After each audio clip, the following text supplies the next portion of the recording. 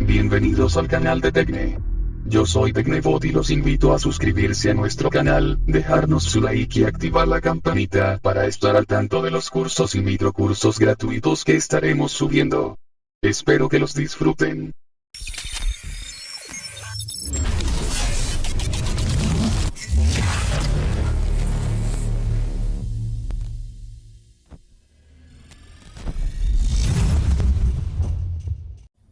Hola, quiero dar la bienvenida a este microcurso donde hablaremos sobre lo que es ipv 6 y algunas aplicaciones del protocolo. Bienvenidos. Empecemos. ipv 6. ¿Qué es lo que vamos a ver durante este microcurso? Vamos a ver un poco de los inicios de ipv 6, cómo es que fue creado. Vamos a hablar también sobre la coexistencia entre los protocolos ipv 4 y ipv 6 y los métodos de transición que se tienen actualmente. Vamos a hablar de la dirección ipv 6 como tal, cómo se la escribe, cuál es el formato en el cual se presenta, cómo comprimirla y finalmente vamos a hablar un poco de las tendencias de tecnología en las cuales se aplican el direccionamiento ipv 6. Para empezar a hablar de ipv 6 es necesario saber cuál fue el origen que dio lugar a este nuevo protocolo. Básicamente se tenía un protocolo ipv 4 que tenía una cantidad de direcciones que en ese momento parecían inacabables. Sin embargo, resulta que este ha sido uno de los principales motivos por los cuales ya se empieza a pensar en su sucesor, la cantidad limitada de direcciones ipv 4 que se tenía. A un inicio era común solicitar direcciones IP en clases. Se tenían direcciones clase A, clase B y clase C. En clase A se tenían 16 millones de direcciones, alrededor de 16 millones. En clase B se tenían 65.000 y en clase C 256 direcciones. Si alguien necesitaba 300 direcciones, un número superior al de la clase C, tenía que tomar la siguiente clase, que era la clase B, para obtener 65.000 direcciones, lo cual generaba mucha pérdida en las direcciones al momento de asignarles. La anterior vez en un curso de LACNIC escuché que, LACNIC es el ente que registra direcciones de Internet en América Latina y el Caribe, y decía que Internet fue víctima de su propio éxito. Pero era inimaginable el crecimiento que ha tenido durante todo este tiempo, ¿no? Así que al momento ya no se están dando asignaciones de direcciones IP de ningún tipo. Hay algunos mecanismos que han llevado a alargar la vida de ipv 4. Uno de los mecanismos como tal es la creación de las subredes. La creación de subredes es básicamente que a partir de una sola red que contiene, por ejemplo, 256 direcciones, que vendría a ser un barra 24, se puedan generar más subredes, por ejemplo, dos subredes de 128, que vendrían a ser un barra 25, y en el caso de que queramos dividirlo un poco más, se generarían 4 subredes de 64 direcciones cada una, que vendría a ser un barra 26. Entonces, básicamente lo que se hace es aumentar un poco disminuir la cantidad de hosts de cada una de las subredes y aumentar la cantidad de subredes con las cuales se puede trabajar, para evitar estar pidiendo otro tipo de direcciones, ¿no? Otros tipos de direcciones como tal. Un mecanismo también que ha sido importante para alargar la vida de ipv 4 es el nateo. El nateo consiste en una traducción de direcciones IP privadas a una única dirección IP pública. Esto conlleva que existan varios problemas de conectividad. Entonces, básicamente, el proceso NAT no permite un análisis extremo a extremo en la red. El paquete que inicialmente tenía un IP llega al punto de nateo, que por lo general es un router, y cambia su dirección a una dirección IP pública. Pero lo importante de todo esto es de que muchos otros hosts, de la misma manera, con el mismo mecanismo, llegan al mismo punto en el NATeo y se tiene la misma dirección IP pública que está yendo a conectarse a Internet. Por lo tanto, resulta muy complicado por sí solo el protocolo IP que conozca quién ha generado determinado tráfico y dónde estaría terminando, de principio a fin. Se han dado soluciones, sí, pero bueno, son parches como tal. Y otro punto importante que ha llevado a que empecemos a utilizar direcciones IP versión 6 son las tendencias de la tecnología. Por ejemplo, Internet de las Cosas. Internet de las Cosas como tal tiene una dependencia vital con la cantidad de direcciones IP. Cada una de las cosas con las cuales vamos a vivir va a tener una dirección IP. Por lo tanto, la cantidad limitada de direcciones IP versión 4 se convierte realmente en un problema. Todos estos problemas de IP versión 4 ya en la década de los 90 llevaron a pensar en un protocolo que sea mucho más dinámico, que mejore básicamente bajo dos premisas al protocolo precedente de IP versión 4. Y bueno, básicamente las premisas que manejaban eran mejorar las falencias de IP versión 4, incluyendo la cantidad de direcciones IP disponibles, eliminando de su cabecera algunos campos que no se utilizan. Y una segunda premisa era la coexistencia IP versión 4, que debería ser mandatoria a un inicio para pasar después a tener a un protocolo IP nativo en versión 6. La coexistencia de IP versión 4 y IP versión 6 es mandatoria, por lo tanto, se han generado tres tipos de formas de hacer el paso de IP versión 4 y IP versión 6 y tienen que ser coexistentes. El primero, donde trabajamos, es un dual stack, donde se manejan una doble pila de IP versión 4 y IP versión 6, que se van manejando también a nivel de routers de doble pila para que puedan entender tanto el protocolo IP versión 4 como IP versión 6 y el host que necesite manejar IPv4 pueda realizarlo y el host que necesite manejar IPv6 pueda realizarlo. Cuando hablamos de Dual Stack, estamos hablando de una forma nativa de utilizar IP versión 6. Entonces, un host que tenga IP versión 6, que viaje por un router IP versión 6 y se conecte a otro host IP versión 6, maneja de forma nativa todo el protocolo IP versión 6 en toda su pila. Otro de los métodos para hacer la transición hacia IP versión 6 de este IP versión 4 es el manejo de túneles.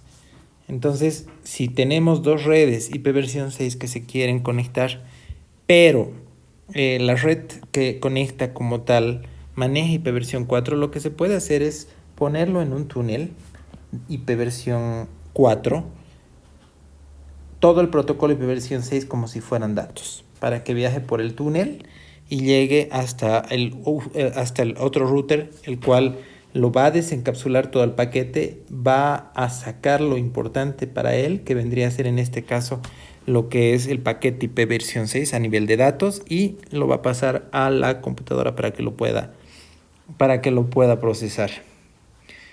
Si se dan cuenta, igual es un mecanismo que se utiliza a nivel de túneles para poder hacer la entrega como se lo tiene hoy en día por medios de transmisión de IP versión 4.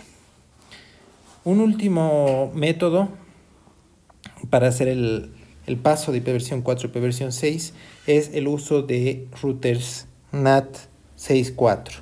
Lo que hace un router NAT 6.4 básicamente es una traducción entre una dirección IP versión 4 a un IP versión 6.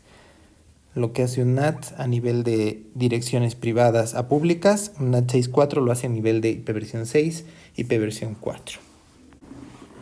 Bien, vamos a hablar de IP versión 6. Cuando hablamos de IP versión 6, lo primero que hay que hacer notar es la cantidad de direcciones disponibles que tenemos. Con IP versión 4 manejamos 32 bits para lo que son las direcciones IP. Por lo tanto, tenemos 2 a la 32 bits disponibles de direcciones IP versión 4. Cuando hablamos de IP versión 6 estamos hablando de 128 bits, por lo tanto es 2 a la 128.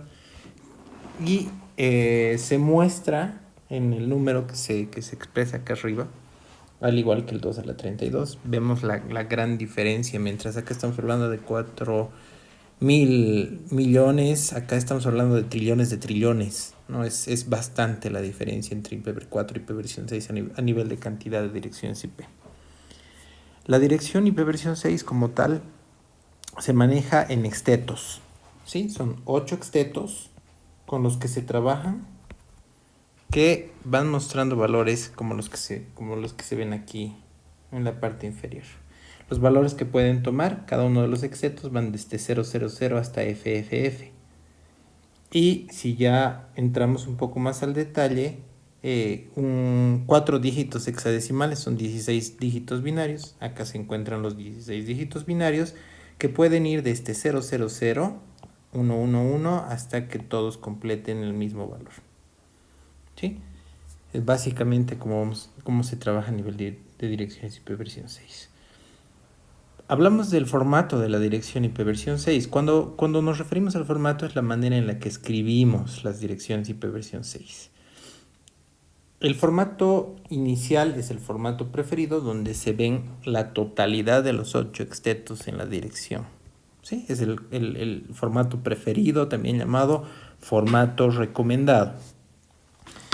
Por otra parte, existen dos maneras de simplificar un poco las direcciones IP versión 6. La primera es omitir ceros iniciales, es simple.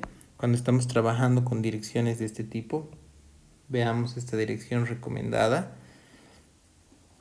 Vemos que existen varios ceros al inicio, entonces son ceros que pueden suprimirse como tal. Obviamente suprimimos el 0, suprimimos en este caso 3 ceros, y no podemos suprimir en la totalidad los ceros con esta compresión, ¿no? Solamente suprimimos los 3 primeros y se queda el último cero como tal. Vemos aquí otros ejemplos de reducción de ceros iniciales. Vemos que los ceros que van al final no se reducen, y esto es algo importante que hay que hacer notar. Otra forma de escribir, ya otra manera de comprimir las direcciones IP, con el método comprimido como tal, donde vamos a ir analizando cantidades de ceros en extetos que se van repitiendo, ¿no? Entonces acá tenemos 1, 2, 3 extetos que se repiten, que se los puede escribir con dos puntos para resumirlo o comprimir la dirección IP versión 6. En este caso también se tienen ceros que son omitidos. Entonces tenemos ceros que son omitidos y ceros que son comprimidos en dos puntos de esta manera. La manera de ver la dirección exacta o hacer una traducción, hay que ver y contar cuántos extetos tenemos. En este caso tenemos 1, tenemos 2, tenemos 3, tenemos 4 y tenemos 5 extetos, lo que me da a entender que estos dos puntos son 3 extetos de puros ceros, que es lo que muestra acá, para cumplir con los 8, ¿no? Entonces 1, 2, 3, 4, 5 y 3 extetos, 6, 7 y 8. 8 extetos en total para las direcciones de 128 bits. Vemos otro ejemplo. En este caso vemos que existen ceros en extetos juntos al final y ceros en extetos en medio de la dirección IP. Eso es algo importante que hay que hacer notar, que solamente puede comprimirse ceros en una ubicación de la dirección IP, ya sea al final o al medio. Por lo general se utiliza la compresión en el lugar donde se tenga la mayor cantidad de ceros juntos, extetos de ceros juntos, en este caso al final. Estos otros ceros no se comprimen en su totalidad, pero sí se pueden ir omitiendo los ceros iniciales para tener una dirección lo más comprimida posible. Sí, aquí vemos otro ejemplo donde se tienen todos estos 4 extetos de ceros comprimidos y se tiene la omisión de estos 3 primeros ceros y este cero como tal. Tipos de direcciones. Las direcciones con las que trabajamos a nivel de IPv 6 son unidifusión, multidifusión y difusión limitada. Unidifusión, como su nombre lo indica, es un mensaje en el cual un paquete de origen es dirigido a un paquete de destino, al igual que en IPv 4. Multidifusión es que un paquete de origen está dirigido a una cantidad de hosts posibles. En IPv 6 no existe lo que es el broadcast, entonces esta multidifusión es el equivalente al broadcast en IPv 4.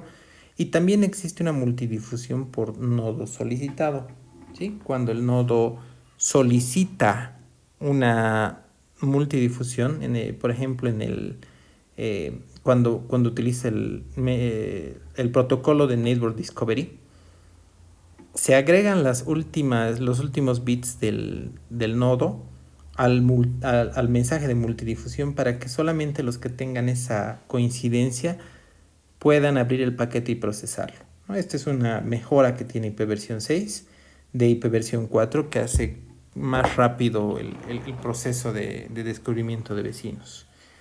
La difusión limitada o por proximidad, en la que los paquetes enviados a una dirección de difusión se enrutan al dispositivo más cercano que tenga esa dirección. No es muy utilizada esta difusión por proximidad. Las direcciones IPv 6 con las que vamos a trabajar, en este caso a nivel de unicast, son todas las que se muestran acá. Las más usadas son estas dos, la unidifusión global, la del link local. Básicamente, la del loopback es exactamente igual a la de 127.0.0.1 que se tiene en IPv 4. Las direcciones sin especificar son netamente ceros. Existe una dirección local única que no es comúnmente implementada. Sin embargo, estas direcciones locales únicas se utilizan para dirigir dispositivos a los que no se debe acceder desde el exterior, como ser servidores, impresoras y demás. Veamos la dirección GUA. La dirección GUA como tal es la dirección unicast global. La dirección unicast global es una dirección que puede ser enrutada a Internet. Es una dirección que se asemeja a la dirección IPv 4 pública con la que se trabaja actualmente, ¿no? Que es la que se comunica con Internet. Vemos que actualmente los proveedores de direcciones IP están entregando solamente direcciones que empiezan con 001. Esto me da un valor de 2000 o 3 FFFF como máximo. También notamos de que se maneja lo que es la ID de subred en vez de la máscara de subred o prestarse bits de la parte de host para la parte de red y de esa manera manejar subredes. Ahora ya viene por definición en IPv 6 y una ID de interfaz que hace semejanza en IPv 4 al IP de la porción de host. En este caso ya no se llama host porque un host puede tener varias interfaces. Otra de las direcciones importantes es la de link local. Es una dirección que nos permite trabajar de forma local en una red. Es una dirección que no sale a internet, entonces hace la semejanza a una dirección IPv4 privada con la que se trabaja. ¿De qué nos sirve? Bueno, en el caso de que se hablen de routers, nos sirven para que se entreguen mensajes de protocolos de enrutamiento entre ellos y se comuniquen como tal. Y nos sirve también para que un host defina la dirección link local del router como su dirección por la cual va a salir por la cual se conectaría hacia redes externas, ¿no? Es su default gateway como tal, vendría a ser el link local del router por el cual estaría saliendo. Vamos a ver ahora algunas de las aplicaciones más comunes de lo que es IPv 6. Les estoy hablando de Internet de las cosas. Quiero que por un momento cerremos los ojos y nos imaginemos a un paciente que está recuperándose de una cirugía. Este paciente tiene una pulsera en la mano y esta pulsera mide la cantidad de oxígeno que tiene en la sangre, su ritmo cardíaco, temperatura y bueno, también puede medir el movimiento que ha realizado durante el día. Toda esta información se puede transmitir continuamente a un centro médico para que le dé el seguimiento. ¿Sí? Como lo hace con Internet de las cosas. Ahora, imaginémonos que el paciente tiene que tomar pastillas. Sí, es un paciente, puede ser un paciente de riesgo y tiene que tomar 4 pastillas de las cuales cada una tiene una hora específica y en caso de que no tome alguna de las tabletas, la pastilla que puede contener cierto tipo de inteligencia, un chip o algo así, le puede indicar el momento en el que, si es que no ha tomado alguna pastilla, que es momento de tomarla, como un recordatorio a su manilla. Y también pueden mandar la información al centro médico para que el doctor sepa que no ha tomado realmente su tableta. Y de alguna manera puede también, por si fuera poco, monitorear los efectos secundarios que pueda tener en el cuerpo de la persona, ¿no? Y mandar todo esto a un centro de monitoreo para que se tenga el respaldo correspondiente. Esto ya es hablando un poquito de Internet de las cosas cuando estamos relacionándolo con salud. Es algo que de repente una pulsera es algo que ya conocemos, una pastilla inteligente podemos imaginarnos, pero lo que viene a continuación es algo que ha sido presentado inclusive ya hace 4 años atrás por Huawei en una de sus presentaciones. El Internet de las vacas, sí, tal cual como lo escuchamos, es el Internet de las vacas. Fue una presentación del 2017, que realizó Huawei, en el cual mostraba de que, podían, mediante sensores en la vaca, llegar a tener una eficiencia en la extracción de la leche, en la producción de la leche. ¿Cómo lo hacían? Normalmente la mejor producción de la vaca coincide con el momento en el cual ésta se encuentra en un apareamiento, en su momento de apareamiento. Y esto es algo que no se puede predecir, no es fácil de predecir como tal. No hay un patrón que me indique el momento exacto en el cual se encuentra en esa etapa para poder producir mayor cantidad de leche. Pero ¿qué pasa si es que le ponemos a la vaca un collar no invasivo para medir su presión arterial, su temperatura y algunos otros patrones que pueden tener, para que me ayuden a predecir este momento, para que pueda hallar el momento exacto para que pueda producir mayor cantidad de leche? Todo esto me conlleva a mejorar el proceso productivo que yo puedo tener, ¿no? Como tal. Acá les dejo la página con en la cual se muestra lo que ha mostrado Huawei en su evento. Ahora imaginémonos yendo ya un poco hacia la agricultura. Esta es una persona que está con su tablet viendo la temperatura del ambiente, de la tierra, la humedad que tiene, pero realmente lo hace solamente por curiosidad, ¿no? O sea, está ahí solamente por curiosidad porque tiene la posibilidad de realizar un control desde su tablet del monitoreo, mejor dicho, realizar un monitoreo de todos esos factores, y además el sistema de riego puede ser automatizado y solamente activarse cuando el suelo lo requiera. Ya nos vamos un poquito más hacia la parte igual productiva, donde vamos a ver el Internet de los vinos, ¿sí? Básicamente lo que se hace para el Internet de los vinos son sensores que miden humedad, temperatura de la cosecha, y a su vez también miden en cada uno de los procesos por los cuales tienen que pasar a la producción del vino, donde se exige que tengan ciertas características a nivel de presión, temperatura. y dependiendo, y bueno, va variando esta presión y temperatura de la fase en la cual se encuentre. Todo esto puede ser manejado por sensores que indiquen a un centro de monitoreo la calidad de cosecha a la cual estaría accediendo el vino como tal, ¿no?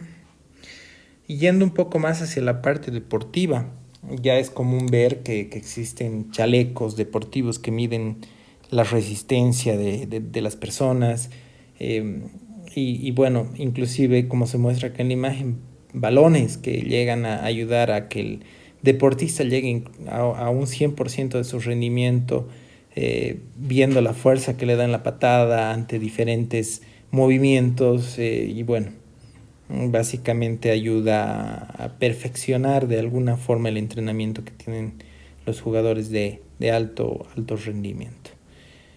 Bien, eso es todo por hoy. Quiero agradecerles por su atención y espero volver a encontrarnos en un siguiente microcurso.